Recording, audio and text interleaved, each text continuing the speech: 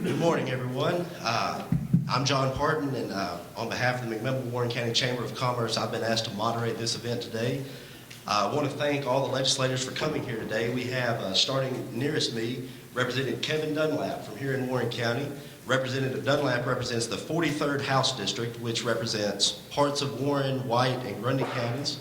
Representative Dunlap serves on the Business and Utilities Committee and the Education Committee in the House. We also have with us Representative Judd Matheny from Coffee County. Representative Matheny represents the 47th House District, representing Coffee and parts of Warren County. Mr. Matheny serves on the House Health Committee and the Insurance and Banking Committees. The Chamber has solicited questions from the community and got several responses, and we've tried to distill those down into topics of interest. The way we're going to do this today is kind of like a Court of Appeals argument. Each side will have 3 minutes. Ms. Eller is going to be the timekeeper. She's going to flash them at 30 seconds, the high sign kind of, and then we'll try to cut them off. Now, the big difference between this and a Court of Appeals proceeding is I lack contempt power, and these gentlemen control my funding. So the time limits can be relative, but we'll try to keep it flowing along because we do have some good questions today. Gentlemen, if you want to start, and also Senator Janice Bowling is not here today. She had committed to attend, and last night she was asked to attend a public hearing regarding rural broadband in Knoxville today. That is an issue that's very important to her, so she sends her regrets. She has sent Colonel Thomas Vaughn here today to make a couple statements on her behalf. So if we want to, let's start with Representative Dunlap. If you just want to introduce yourself and speak to the crowd and talk about any subjects of interest you have, to take a couple of minutes to do that, please. Thank you, Mr. Parton. I want to thank Mandy Eller and the Warren County Chamber of Commerce and all of the incredible people who made this possible. This is my first chamber legislative breakfast that I've been able to attend, and I'm honored to be able to serve the citizens of Warren, White, and Grundy counties. We've had a whirlwind of a session up in Nashville the last few weeks, and there's a lot of important issues that are before us, and I think what I've learned from the very short time that I've been up there is when we have debate and we discuss things and we look at the facts and we listen to our citizens making the policies of our state, we can't go wrong by being deliberative and take the time to make sure that we look at everything from that. I have a background in education, so I was very honored when Speaker Harwell appointed me to the Education Administration Committee in the House.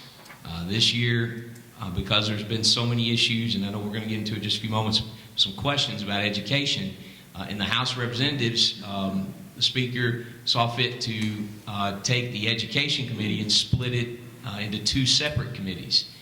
So there are some issues and bills that come through the other Education Committee, is what we call it in Education Administration. John, you were talking about funding.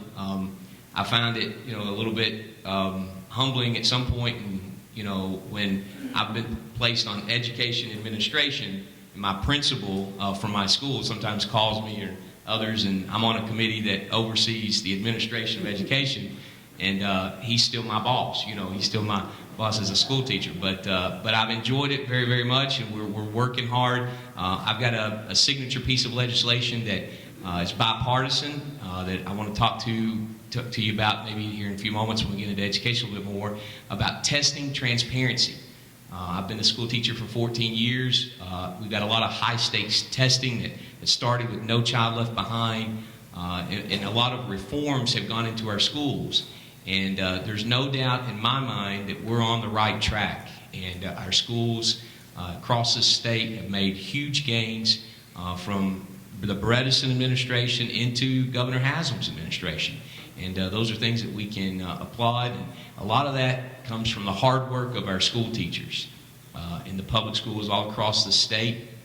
And I'm very proud of what they've been able to do, and our policymakers, our principals, and our superintendents. So, it takes a lot of work to educate 1 million of our children across the state.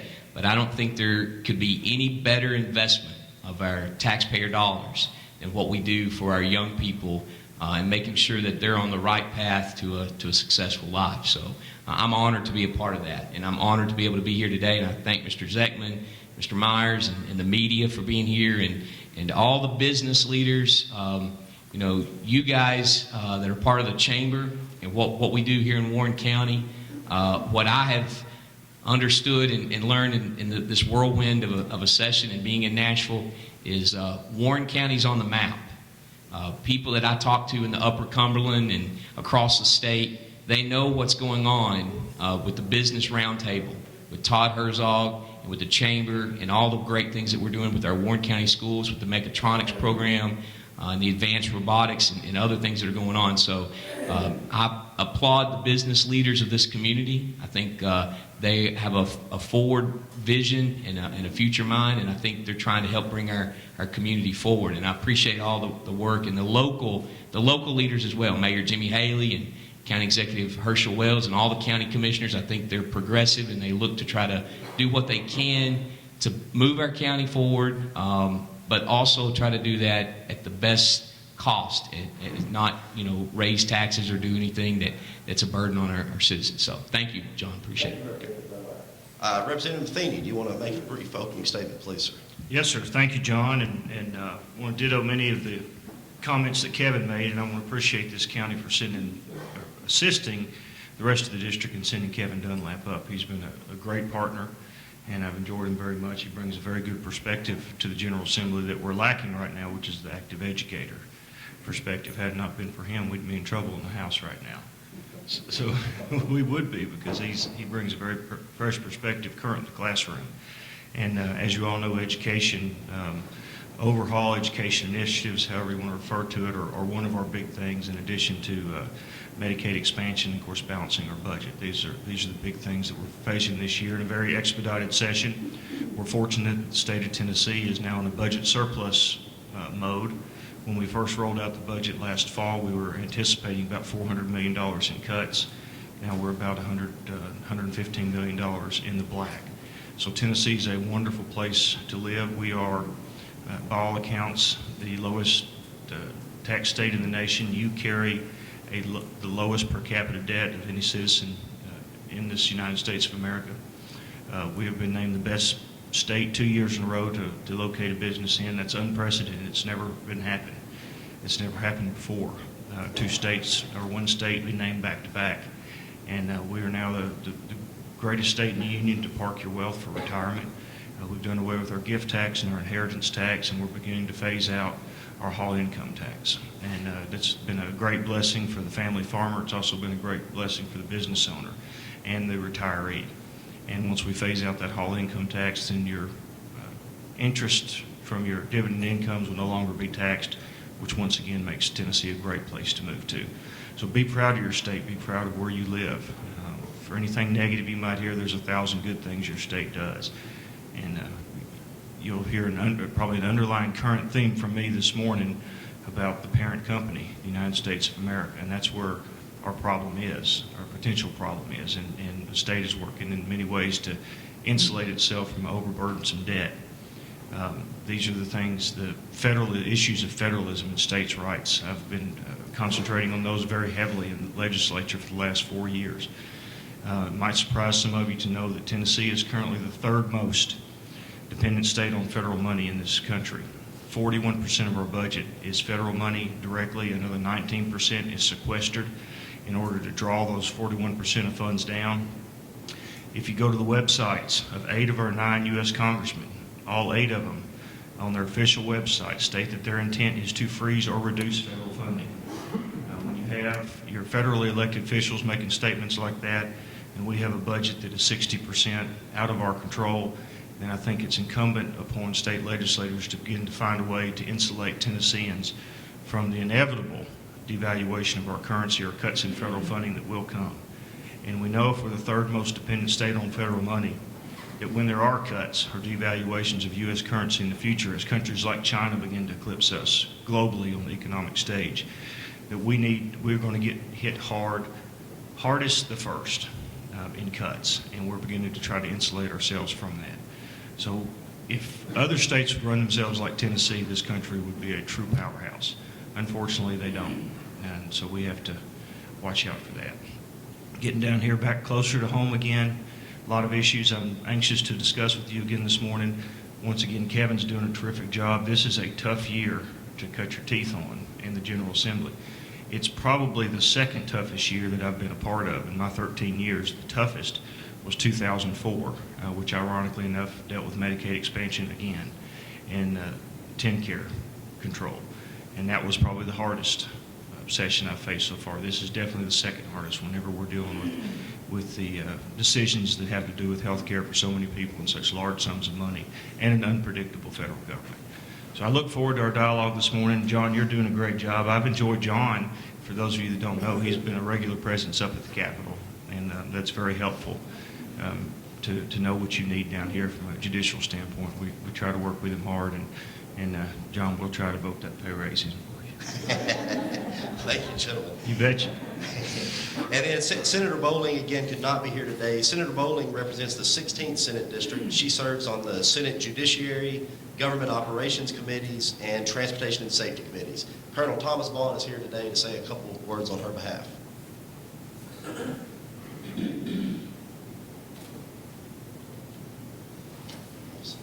Well, thank you very much, John. I'm delighted to be here. Janice sends her sincere regrets that she can't be here. About now, she's in a committee meeting, a public hearing up in Knoxville, Tennessee. But she sends her best regards to all the folks in this community. I come here not to represent her in a politically substantive way, but in a presentational way. And I want to do that by recognizing two of the finest citizens that we have in this area. And I'm delighted to read, I want to read this proclamation for James and Nina Johnson, who richly deserve the praise that they get in this proclamation. And it's got, I believe, 8 whereases and one now, therefore I. So I'm not going to ask Nina and James to come forward until I get through reading the actual proclamation. And then I'd like to ask Judd and Kevin, if they would, to assist in the actual presentation of this. And I always tell Janice when she speaks in public to remember the 3 B's, and I see some of my former students here, and so I'm going to recite those and then actually do them. Be bold, be brief, be gone. So let's begin. Whereas it is fitting that the members of this body should specially recognize those public servants who have dedicated their time, energy, and personal excellence to improving the quality of life of their fellow citizens, and whereas James and Nina Johnson are 2 such individuals who evince the greatest integrity in all their chosen endeavors. Whereas longtime residents, the Johnsons are highly respected members of their community. They're best known as the founders and organizers of Rocky River Bluegrass. How many of you know about that? Rocky River Bluegrass, sure you do. You don't, pretend you.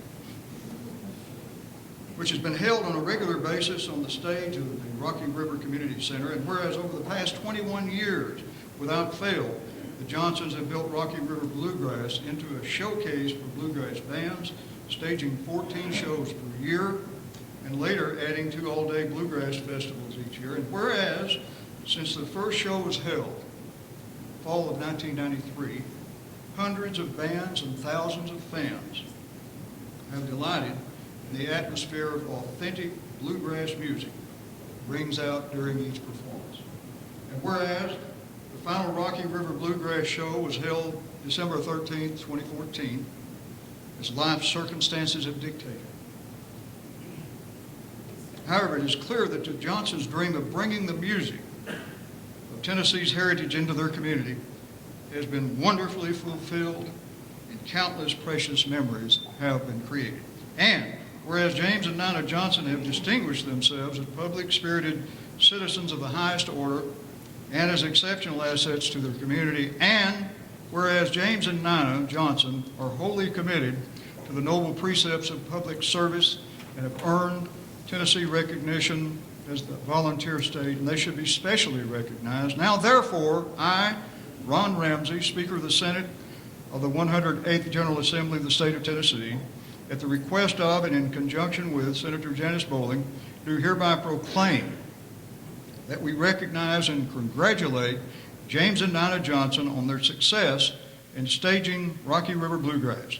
thank them for their dedication to bringing bluegrass music to their community, and extend our best wishes to them for success in all their future endeavors. Proclaimed in Nashville, there's a typo there, Nashville, Tennessee, that 8th day of December 2014, Ron Ramsey, Speaker of the Senate, and also, as you know, Lieutenant Governor, and Janice Bowling, Senator from the 16th Senate District. So if James and Nana would make their way up, we have the actual proclamation for them.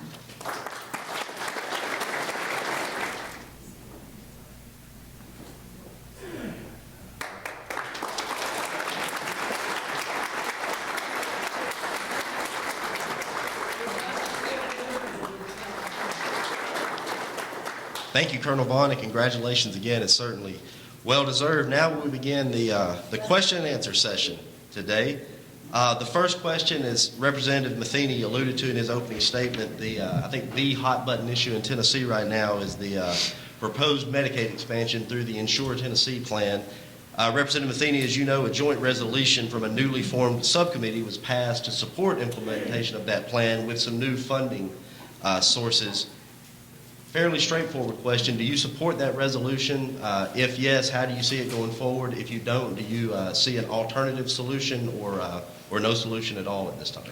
Well, I think there are alternatives out there. I'm very hesitant to support the one that's out there right now. And let me talk to you a little bit about, I was involved, of course, in the special session we had on Insure Tennessee. And bottom line is, the Tennessee General Assembly, and many of these concerns we have go back to what I alluded to earlier, was the 2004 TennCare issue. Folks, if we're not careful, an expansion in Medicaid can be catastrophic for our state budget due to the uncertainty of the federal government. And we saw this 11 years ago in this state. The state of Tennessee went from being a proactive construction state on roads to being a reactive maintenance-only state because of TennCare, which now has caused us to need a new gas tax. We had more than $2 billion in general fund revenues and reserve revenues that were sequestered and sent over to balance the TennCare budget because it's hemorrhaging so greatly 10 years ago.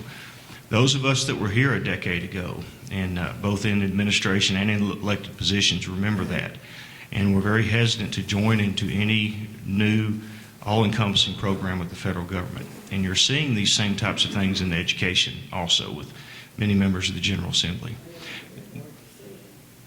Now, when I was involved in the hearings, I asked Mr. Becker, who's the head of the Tennessee Hospital Association, if there were any alternative ways to fund many of our rural hospitals. One of the biggest arguments we have, it's not just the uninsured population that needs to be dealt with in Tennessee, and I'm confident the Tennessee General Assembly will deal with that, but it's also the problem that many of our rural hospitals are in. I would like to see the Hospital Association step forward and be a little bit more creative with some of their solutions instead of just asking for more money from the federal government. Case in point, we have what are called essential access hospital payments in Tennessee that are well in excess of $150 million a year. These 80% of these payments go to your urban hospitals only. According to the testimony from the Hospital Association during Insure Tennessee, they agreed that 80% of these monies, which are a special fund to help with indigent care, go to the urban hospitals.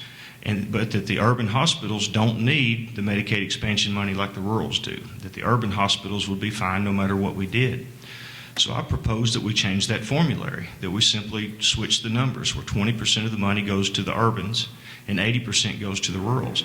So a hospital like River Park, which receives somewhere in the neighborhood of $180,000 to $200,000 a year, probably roughly in EAH payments, they could very well go to the $1 million, $1.5 million mark. And many of the 30 or 40 of the most rural hospitals in the state could exponentially increase the funds they get, and our urban hospitals could receive less money. And the Hospital Association wanted nothing to do with these types of decisions because they, I think, require their membership to make hard decisions amongst themselves and I think put their money where their mouth is, which is let's help the rural hospitals. So when we can't get cooperation on common sense issues like that are totally within state control, then I think the conversation needs to go much deeper instead of just taking the path of least resistance and taking more money Because, folks, I'm here to tell you the federal government cannot continue to pull trillions of dollars out of thin air and fund programs in our communities. As much as it hurts me to be able to have to make potential decisions against that, we are in a very, very precarious situation. And my kids and my grandkids and many of your kids and grandkids are going to suffer horrifically from the debt that is incurred by a lot of these irresponsible financial decisions. The state has got to, I think we have a fiduciary responsibility as elected citizens to insulate ourselves from what will be an inevitable collapse. All right, sir. One more quick thing. Sure. I petitioned the TennCare Bureau, which has hundreds of millions of dollars in excess right now, to create a new at-risk funding pool for rural hospitals.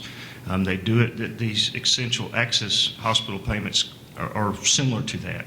TennCare wanted nothing to do with taking any of these extra monies and creating a fund for our rural hospitals to be able to make application for reimbursement for uncompensated care. So once again, I think the state is too quick to jump in bed with the federal government and simply ask for more money when we have hundreds of millions of dollars at our disposal and our discretion to be able to channel to areas where we need to. And so we've got to look at this thing all encompassing. It's not just one solution. There are many solutions. With that, I'm never going to write off an expansion of Medicaid or an Insure Tennessee expansion. I will have an open mind at all times. I assure each and every one of you of that. But until we come up with something that's going to insulate us better than the plan that's out there now. And I know the language says we can opt out at any time, we can quit at any time. But folks, once you put 250 to 300,000 people on a program, and you begin to and they begin to channel their lives into that, needing the services of that program directly, and we stop it, there's nothing to stop huge class action lawsuits, and the same exact thing that happened to us 11 years ago. And the reason you have potholes out here now, and the reason we can't get many new road projects, and the reason we can't do many of the social programs that we would like to do in the past, is because healthcare continues to take up such a large portion of our budget. And we would move from the third most reliant state on federal funding to the second most reliant state on federal funding if we expand the program under this option. So right now, until there's a better solution, I'm going to withhold my vote and hope that we'll get some more cooperation from other agencies and hospital association to come to the table and work with us to also put more skin in the game. Thank you, sir. Representative Dunlap, how do you feel about the proposed legislation? I appreciate Representative Matheny. He's got a lot of history. He was up there, I think, with Bredesen when they had issues with the roads. This is a complex issue, but I'm going to tell you what I'm hopeful and optimistic about. This week, there was a senator who voted no on this, and he changed his vote. He's a chairman of the Health Committee in the Senate, Senator Crow. I kept an open mind and continue to keep an open mind. I think what our job in Nashville to do is to go down there and to listen to the concerns. Just a few points I'd like to say, and appreciate what Representative Matheny said. The governor has been working on this plan, Haslam Care or Insure Tennessee. He has been working on this for close to 2 years. He toured the state. He went to Memphis, Jackson, Nashville, Chattanooga, a lot of the large cities, and he chose to come to Sparta, Tennessee, to a small rural hospital in my district. I was a freshman lawmaker, and so I got a call just a day or two before that said the governor's coming to Sparta. Would like to have you there. So I was there along with other area lawmakers. And when Governor Haslam, we sat there, and like I said, I kept an open mind. And he had healthcare professionals there with him. And there was one thing that he said at that talk in Sparta, at that rural hospital, that really made an impression on me. He said, we have 16% of our GDP goes to healthcare. I've heard from other doctors and others that say it's on its way to 19%. This is something that is unsustainable, where close to 20%, 16, 19, 20% of our GDP goes to the hospitals, the healthcare, the doctors, And then we look at it as we compare around the world, our population is not, we pay the most for health care, but we're not the healthiest. So we've got to work through and look at what some of these problems are and try to fix it. I have great respect for Governor Haslam to forge what I see from what I read, a conservative plan. This plan, Insure Tennessee, you listen to the governor, requires no new Tennessee taxes. It provides for insurance for people who cannot afford it today. There is a coverage gap. We have over 250,000 people in our state that today they're filing their income taxes, that they get subsidies, they get help to pay for their insurance from federal tax credits and other things. That those folks are now insured, but wasn't insured a few months and years back, for the simple fact and reason they couldn't afford their health care. I've got family members who had to quit a job and move to a different job just simply to pay for health care. We have people who are working, and the people that would be helped by this Insure Tennessee plan, the vast majority of them are our neighbors, our citizens who are working minimum wage jobs. They're making $8 an hour, $9 an hour. They make $15,000 a year, and they cannot afford $700, $800, $900 a month premiums, or even higher.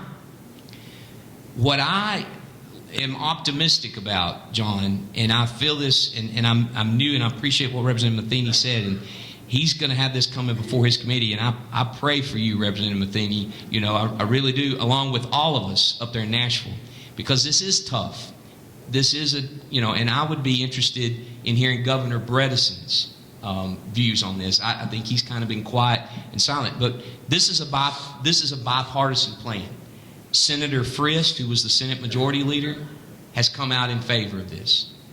Governor Haslam, I think, has worked tremendously well with Democrats and Republicans. And as a student of history, the best legislation is always when we have Republicans and Democrats who come together and craft the best laws that we can possibly make that is good public policy to help our citizens. And when I go, just a few more minutes, I'm sorry. When I go to Nashville and I want to work down there, I want to be a part of that, to be able to see that we can come up with bipartisan solutions. Just a few more points I want to make. About 12 years ago in our country, we were balancing the federal budget. In 98, 99, and 2000, we had surpluses in Washington, just like now we have them in Tennessee. So we can get our financial house in order.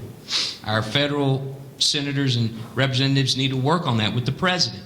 And I believe, if I'm not mistaken, the deficit has been reducing. I share Representative Matheny's concerns about our children and our grandchildren paying the tremendous amount of interest that we pay.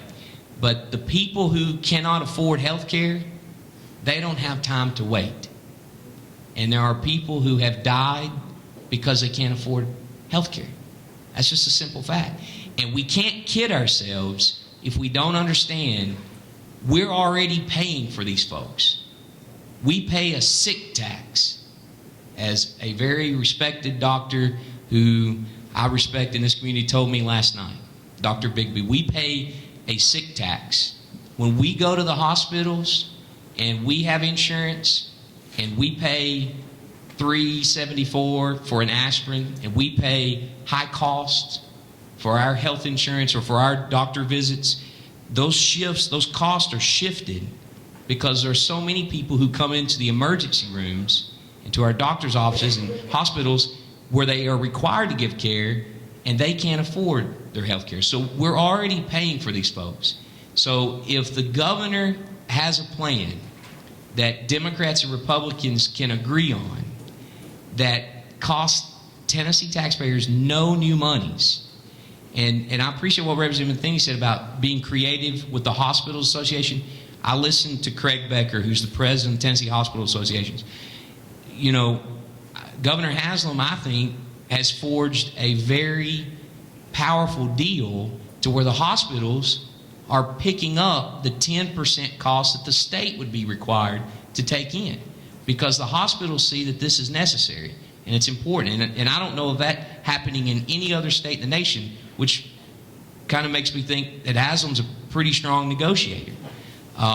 You know, so those are just a few things that I find that's interesting. And then in the last sense, you know, when I'm going to Nashville, I want to make sure that we listen and we hear all sides and we have a fair hearing.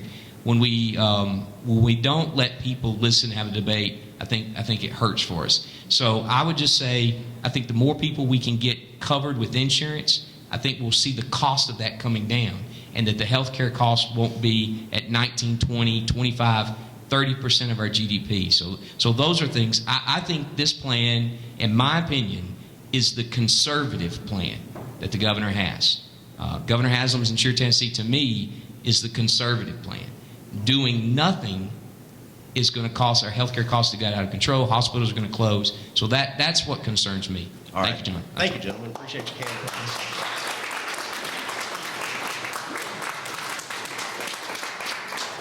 All right, we'll turn our attention to education at this time. Representative Dunlap, we'll start with you. How do you feel about the implementation of the federal Common Core education standards and also the proposed school voucher legislation that's made its way through your committee? Sure. I'll try to do better. I want to hold us off on that 3 minutes deal, but I may have been overly optimistic. okay, right. You're starting us off 1-2 punch there, John. You know, really, but that's okay. That's when we ran for this. I guess we asked for it, right, Judd? That's correct. Oh, yeah. Let's start real quick. There's legislation that's moving forward by Representative Billy Spivey and John Fogarty from Athens, Tennessee, to try to put in a process which I think is going to have bipartisan support. They've met with the governor to discuss having a review process where our standards that we're teaching our children in our schools needs to have constant review and needs to have a situation where we're teaching our children Tennessee values, Tennessee standards, and I'm in favor of that. But in the same sense, you know, I don't know how the legislation will work out completely, but we've got to have a consensus. We've got to have standards, and we got to understand that our children today must have the highest rigor and the highest standards in our schools. It is a disservice for us as a public institution, as a state, as policy leaders, if our kids are not getting the very best education that we can provide them. The state constitution of Tennessee, Article 11, Section 12 of the state constitution, says the General Assembly will provide and maintain a free public education system for the citizens of Tennessee. The voucher bill that's going in the House, I'm completely opposed to. I was the one no vote on the subcommittee against vouchers. And Judd, it gets kind of lonely when you're the one no vote in a committee, especially. I've been there. When you're a freshman too. But I believe strongly that it's not helpful for our state. And let me tell you why. We've got options and choices for our parents when it comes to education. But when we take $7,000 or $6,000, whatever they end up having a voucher for per student, and we pull those funds out of our public schools, it's going to be very hard for the public schools to meet all the requirements and mandates that we have from the national government and from the state government. I'm very proud of the public schools in Tennessee. I think we've made tremendous progress. I said that in my opening remarks. But here are the facts. like Judd said, I think this is something we should be proud of as a state. We are a very low tax state. The numbers I see, I think we're 47th in the nation as far as taxes per capita, and as far as debt, I think Judd's exactly right. I think we're number one. The lowest debt, and that's a great thing. Businesses, people come to Tennessee because of our low taxes. But here's where this relates to vouchers. We've got school systems that are underfunded. Public education is not funded where it needs to be. But yet, our teachers are working tirelessly and working so dedicated to their professions that what we have seen with the reforms that we put in from Governor Bredesen and continuing Governor Haslett, our students are the number one in the nation as far as the fastest improving on their test scores from the NAEP test scores. That is remarkable. We get what we pay for, folks. So if we're the lowest tax state in the nation, our public schools are funded at the bottom, lowest at. We're 47th, 48th, 49th, and 50th, depending on the rankings that you look at. So what the Democrat leader in the House, Craig Fitzhugh, said in the full education committee, I agree with. If we were 25th, if we were halfway in the mark to where we funded education like New York's and Connecticut's and Pennsylvania's and North Carolina's and Georgia's, and we're flush with lots of revenues, we could look at a voucher system for people to take and go to other schools. But we don't have that reality. And here's where the facts are and the numbers come down for me. The governor gave a speech February the 9th talking about $100 million of new funding for our public schools to help pay for teachers, to help equity in the BEP budget, the BEP formula. I'm new up to Nashville, and Representative Matheny, you can help give me some perspective and some history, but you remember when he gave that speech, the only part of his speech where all the senators and representatives stood to their feet and applauded was he said, we need this investment of $100 million to pay and recruit and retain the very best educators and professionals and teachers for our young people. It is needed. $100 million to raise teacher salaries, to recruit, retain, and attract those best and brightest teachers. Research tells us that the people that we have in front of our children in our classrooms, that's the most important indicator whether they do well or not. There's a student back here, Maya Denon, who I had in my class, and so many of you in here, I had your children and grandchildren. Those kids are remarkably intelligent kids, but they need great teachers. They need to be in a classroom with incredible teachers.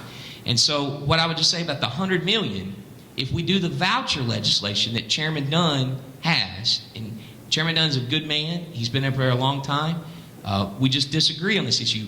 The vouchers would pull more than $300 million out of our public schools.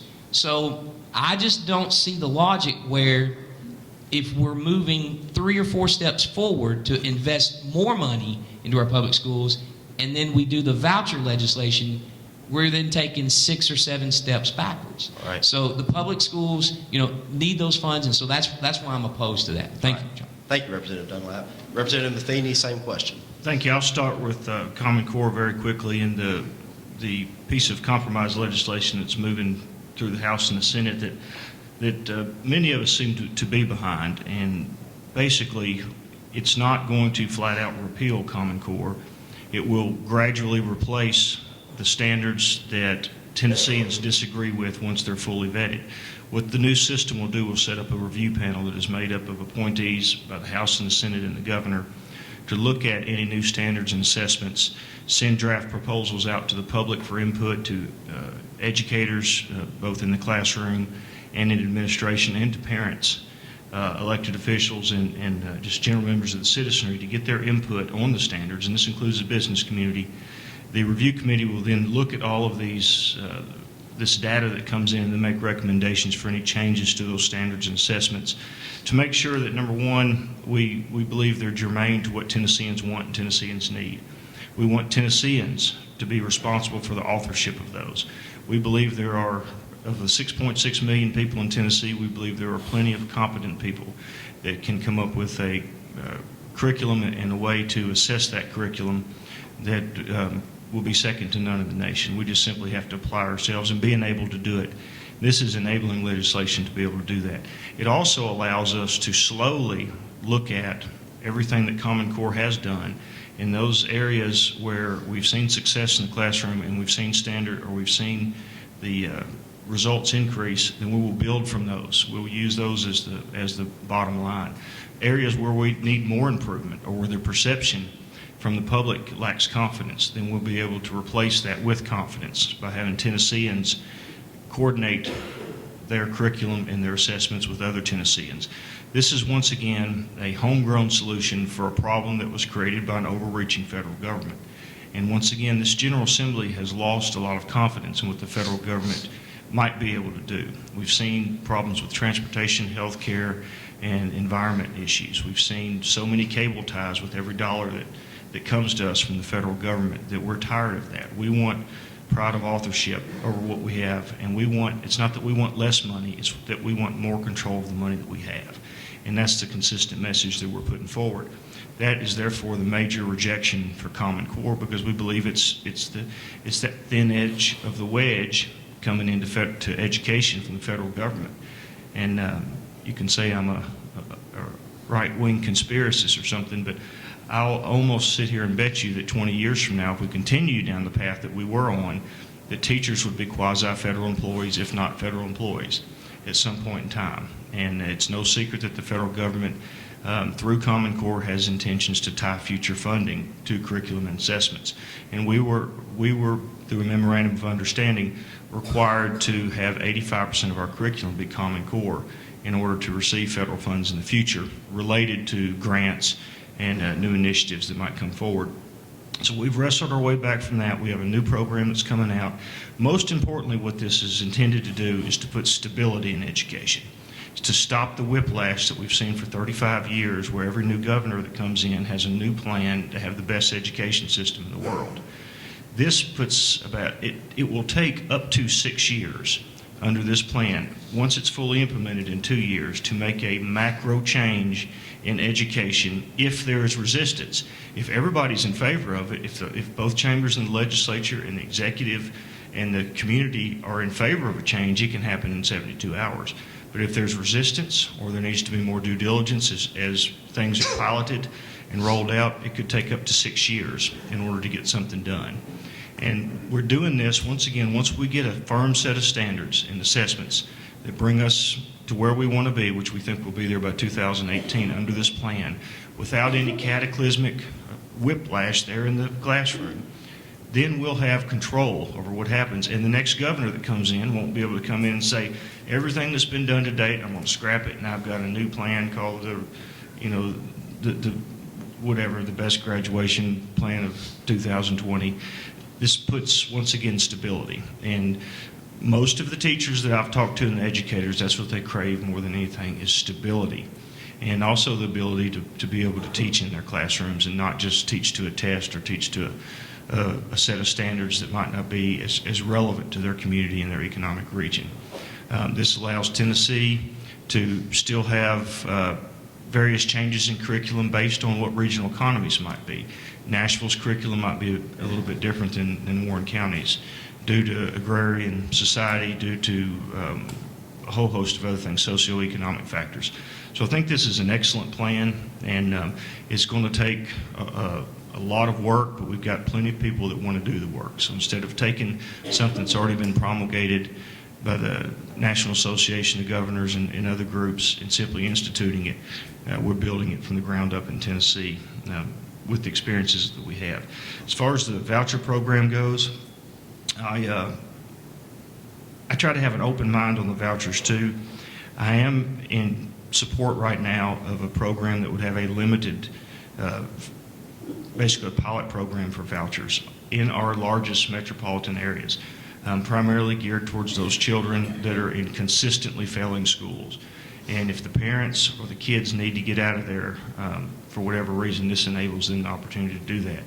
Now, Kevin hits on something perfectly that is a huge concern of mine too, and that is that we can't institute a voucher program that's going to upset the capital outlay that we have, or that's going to empty our schools and leave half the children with no way to go and other half the children with an exodus.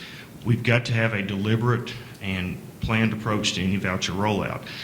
I think the voucher program that's there now, it's a very small rollout. It is a pilot program.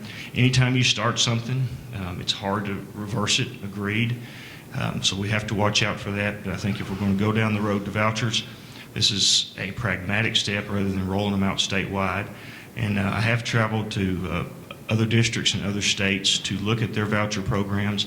And like anything else, it's what those communities try to make out of it. You can have a voucher program that is poorly administered and you're going to have poor results. Just like you can have a public education program that if poorly administered, you're going to have poor results. But the contrary is also true. You can have a public education system well managed and have excellent results. You can have a voucher program that, if well managed, can have excellent results.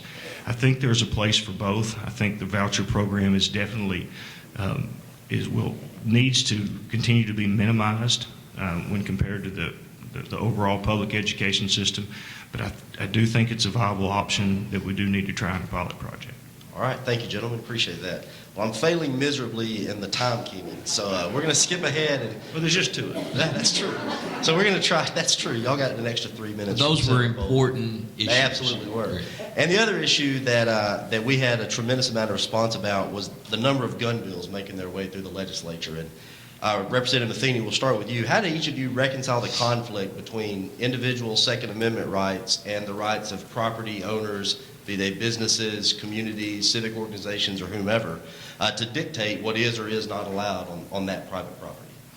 Thank you. And we do have a lot of gun bills, but I want to tell you something. You got to look at how much time the media spends on gun bills.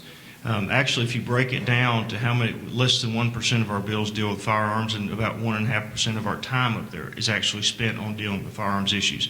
But there's sexy issues in the media, so you hear a lot more about them. When it gets to, in the bill you're talking about in question, I think primarily is what they call a parking lot carry bill, or the parking lot bill, that if you have a valid permit, number one, when we're talking about our permit holders in Tennessee, we're talking about the most responsible segment of our population, bar none. Per capita, permit holders are safer than your police officers. Permit holders commit less crimes with their weapons than police officers do with their service weapons in the state of Tennessee per capita. This is a very, very safe population. This is a trained population. This is a population that once has asked for and has received responsibility to be able to protect and defend themselves. The Second Amendment to the United States Constitution guarantees people the right to defend themselves. Now, when you weigh that against personal property rights, it is a fine line. However, I'm of the position that if it is someone's structure, residence, business, the building itself, I think they have absolute authority to post what goes in there and what does not. I think if they have a completely secure and gated parking lot, it's their responsibility to be able to ban things. But if I'm a permit holder and I have a weapon in my car and I'm going to work or I'm going to pick somebody up at a certain place and I pull off a public road into a parking lot, I should not become an immediate felon. I should not become an immediate criminal simply because that weapon's still in my car. I think the law that we have passed, which basically says the weapon must be locked up in the vehicle and must remain out of sight at all times, and that a cause against that employee could occur if the employee brandishes the weapon or exposes the weapon for any reason. So I think we've struck a good deal there that, yes, the individual businesses absolutely have the right to post in their businesses to keep people from carrying inside.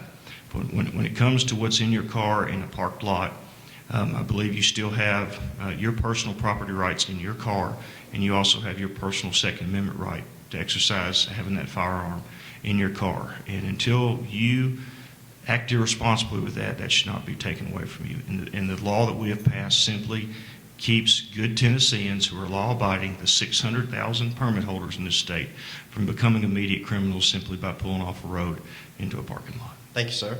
Representative Dunlap, same question. Right. I appreciate Representative Matheny, what he said and mentioned about the guns. I'm also very pro Second Amendment rights. I taught history and government to my students, and when we were teach that, I'd mention the First Amendment, freedom of religion.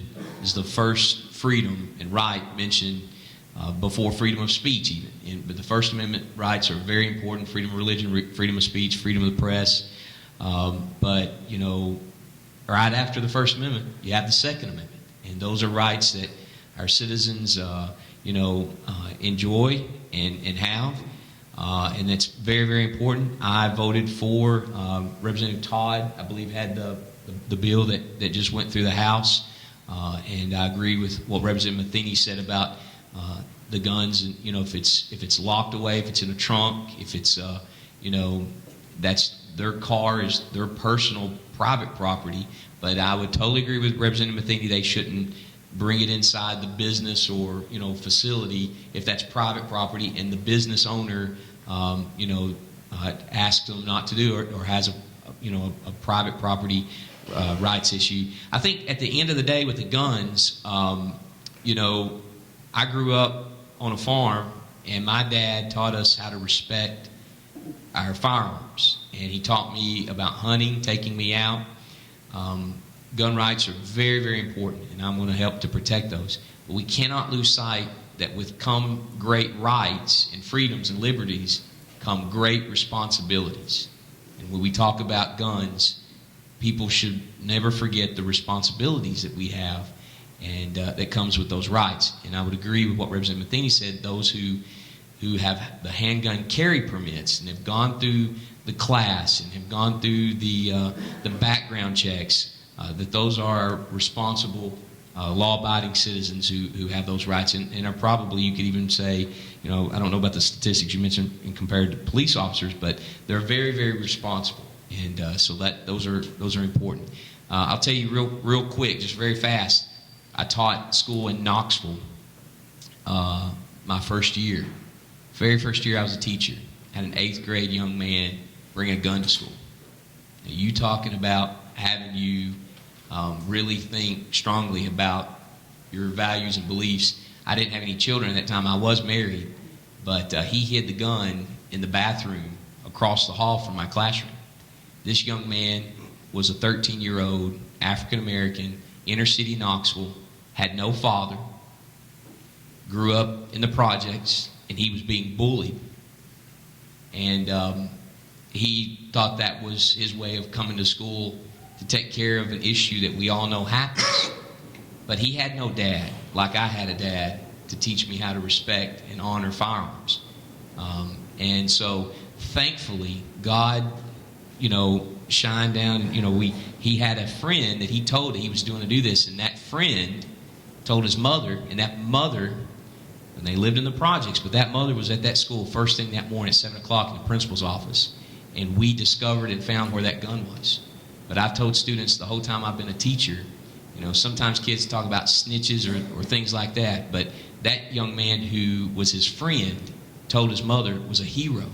And that's about responsibility, because that could have been a very tragic, terrible, horrible situation that could have happened at that school because the young man brought a gun. And so rights are very, very important, but we also need to always keep in mind about our responsibilities. Mr. Park, thank you. All right. Thank you, gentlemen. Okay. Appreciate it. I'd like to just add a quick caveat Yes, sir. to that. I appreciate those comments, Kevin. And when I was in grade school, you had the option to take some gun safety classes. And I think this is a conversation we need to have again, is not just shooting down any potential conversation of gun safety in the schools. There's I was looking this up yesterday, there's 248 million operational automobiles on the roads here. And look what we make folks go through from an insurance standpoint, from a training standpoint to drive a car, where there's 370 million guns in this country. And we ostracize the open teaching of handgun safety. Just teaching kids basically which end of the tube the round comes out of, and what's the difference between a revolver and an automatic, and what should you do if you see one. These are just basic things that it would not hurt to have open public conversations with our kids about. They're just as likely and almost guaranteed sometime in their life without adult supervision before they're in their preteens to come across a gun. It's just as dangerous as drugs. It's just as dangerous as driving behind the wheel of an automobile being extremely intoxicated. So we need to not forget that point. All right, thank you, gentlemen.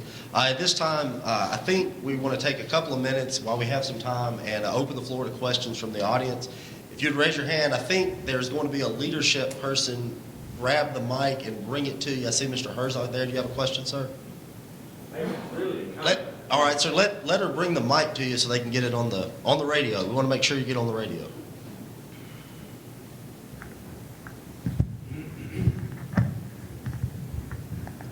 Thank you, gentlemen, for always your candor on these questions. Appreciate it. Thank you, John, for having grace and mercy on our time limit. Miss Eller, too. You're still looking good for that pay raise. I have a dissenting comment. I'm chair of the Business Roundtable. I also own a plant industrial park. I am not anti-gun. I'm fine with guns, except in my private parking lot, when they pass guns and trunks, they pass the liability exposure responsibility for that law onto me, the property owner. That's the conflict. If the liability wasn't on me, I wouldn't care so much. But it's not fair when they pass guns and truck and stick me with the liability consequences of that. All right, sir. Thank you. Anyone else have any questions? Yes, ma'am. This lady here. Hi, I'm Donna Seeley. I'm a nurse practitioner, and I practice in both Coffee, Bedford, Moore, and Franklin. That's where I see patients from. I see uninsured patients. They're working poor at a clinic that serves the working poor in Tullahoma. My question is to Representative Matheny. I'm really sorry Senator Bowling was not available today because I did have several questions that she raised during her testimony or in her interviews that she's posted, but I'll ask Representative Matheny. I'd like to remind you that the EAP funds that you mentioned earlier will diminish over time through the Affordable Care Act federal law. They will disappear and will no longer come to Tennessee in that form. These funds will go towards the advanced premium tax credits and expanded Medicaid around the country. That money disappears completely from the Tennessee State Treasurer. If we do not accept these funds through expanded Medicaid, these funds, as we federal taxpayers send to Washington, never come back to Tennessee. You boast we are the lowest tax state in the country, but that comes with a price for our lowest and most vulnerable Tennesseans. You mentioned that you supported a voucher program for education. Why not a health voucher program, which essentially Insure Tennessee is, that will bring our federal tax dollars back to Tennessee into our state economy, as well as address the needs of thousands of Tennesseans? Thank you very much. Thank you, ma'am. Representative Matheny. Yeah, I'll first say that you're right, the EAH payments can be phased out. I know our federal legislators have been working to extend those. But on the same point, the Medicaid money will also phase out. And that's in the Insure Tennessee plan that after 2 years it will begin to phase out too. So I think both of those are worthy of being looked at. And what was the second part? The second part was you support the education vouchers. The Health Insure Tennessee is essentially an insurance voucher. Yes, ma'am.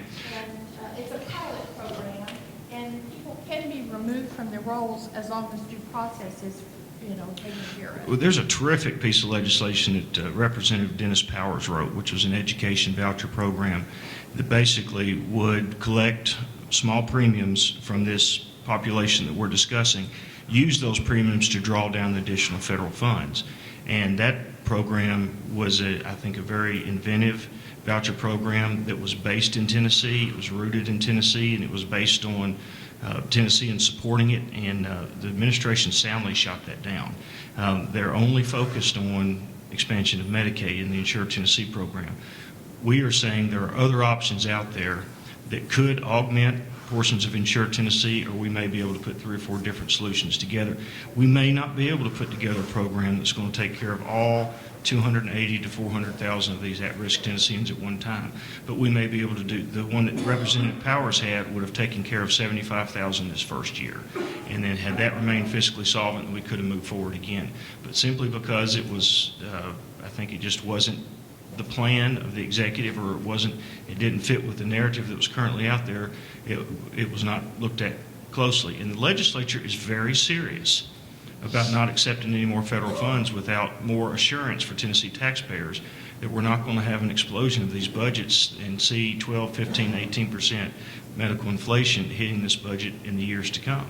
And it's not that there's not a single legislator up there, and I'll promise each and every person in this room, that is against the expansion of health care. That's not it at all.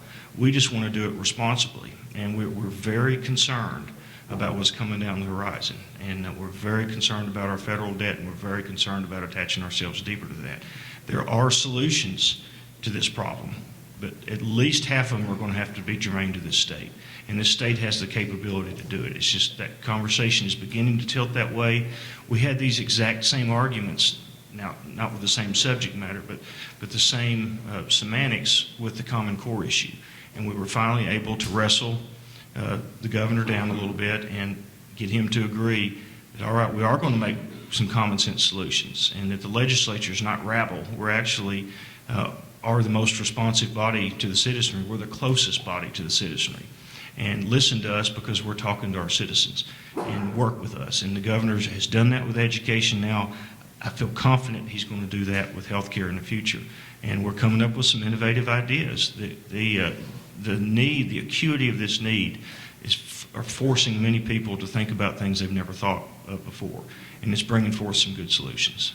Thank you. Representative Dunlap? Yeah, just try to real quick kind of hit some. I'm opposed to the education vouchers because it's just going to drain from our public schools. But I'm with you in the sense that we pay our federal income taxes, and we're sending our income taxes to Washington, but we're getting no return on that investment of our taxes. Kentucky, our neighbor to the north, Mitch McConnell is the Republican leader of the Senate.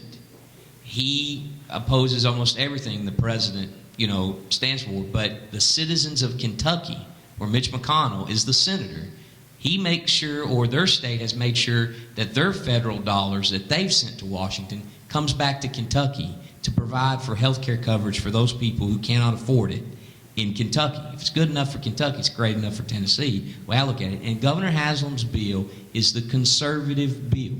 I respect Representative Matheny. I know he's been up there a long time, and he saw things, like he said, I think he said the first year that was the toughest year for him was 2004, and seeing Bredesen, and I would welcome what Governor Bredesen's take on this. But what I see, what I think, I said this earlier, the bipartisan solution, we've got a lot of Republicans and we've got a lot of Democrats that are in favor of this plan. And what I think the best legislation can come is when you can forge those bipartisan solutions to it. And John, if I could, just real quick, I just want to say just a few more things, about this health care. About 10 years ago, President Bush, worked through Congress the Medicare Part D prescription drug plan. And there was bipartisan support for that. That takes federal dollars as well. But who would say, as states, we don't want to take that prescription drug benefit, President Bush, and we would have, places where not. That was a plan where we saw a need for our citizens who couldn't afford their prescription drugs. And so they died, because they couldn't get the medicines. They couldn't afford it. They had to choose between food or their drugs, to their prescriptions. But we worked together as a bipartisan thing. And, nobody across the world, or across the country, called that Bush care. It was positive, it was helpful, it was constructive. Democrats and Republicans worked together, and it helped our seniors to afford their prescription. So I think we just got to look at those things. We send those dollars to Washington, and we do get a lot of federal dollars. I share Representative Matheny's concern about our debt and our budget, because we're paying a lot in interest, and that's our children's and grandchildren's that will have to pay for that if we can't get our financial house in order. But I would, as a history, I got to say this real quick as a history teacher, Alan Greenspan stood before Congress in 2000, and he told our Congress that we could see surpluses as far as the eyes could see. And Alan Greenspan was so wrong, because we then went to debts and deficits. but we had surpluses. So, you know, in 98, 99, 2000, you can do the math and look who the president was, and we had a divided government. We had a Democrat president, Clinton. We had a Republican Congress. Newt Gingrich was leader. Democrats, Republicans working together, we balanced our budget. We can do it again. But when the people who need the health care, that to me, that's the issue of why I got into this office and this race, is we need to listen to all the issues and try to do what we can to help the citizens that sent us to Nashville. All right, thank you, gentlemen. I think we have time for one more question, if anybody would like to offer it. Yes, ma'am.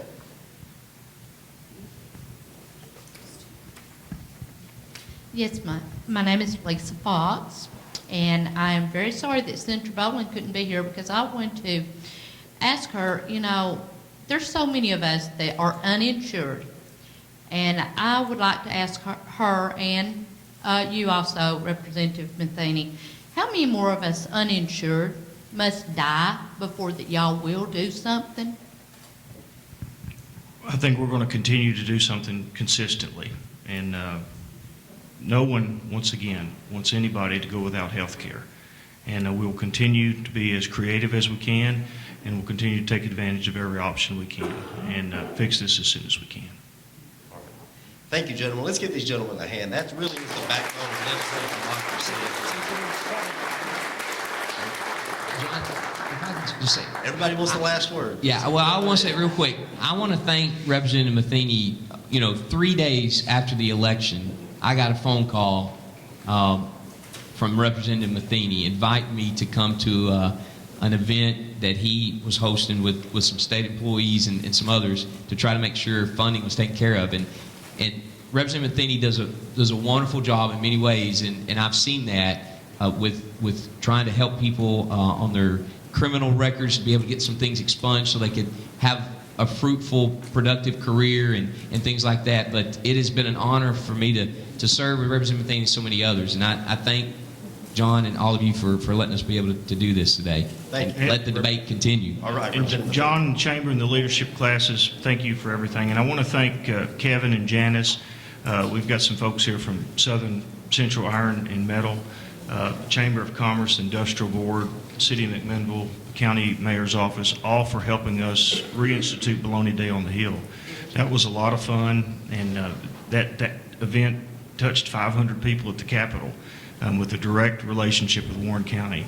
And Gary Prater just did a fantastic job. I mean, he actually made a bologna dinner kind of classy, and he did a good job. And the smoked bologna was out of this world. If you've never had Gary Prater's smoked bologna, that'd be a great present for yourself or anybody else. But we had a good time with that. It would not have happened.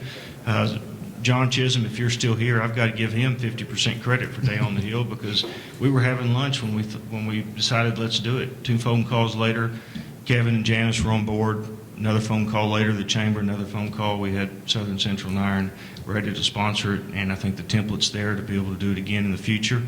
And we look forward to those types of opportunities where folks up in Nashville know where Warren County and McMinnville are when that's said on the news or something comes up in a piece of legislation. So thank you for supporting that. Yes, thank you. Thank you, legislators, Representative Matheny, Representative Dunlap. Thank you very much. I know we hit you with some hard questions today, and thank you for your thorough answers. I know our citizens appreciate that as well. So thank you to each of you again for coming out today. As well, thank you to the media. James, I left you out earlier in the welcome. I'm sorry. Thank you very much for coming here and covering it today. So I'll let you all get to work now, but thank you again for supporting this event. I hope it went well for you as well.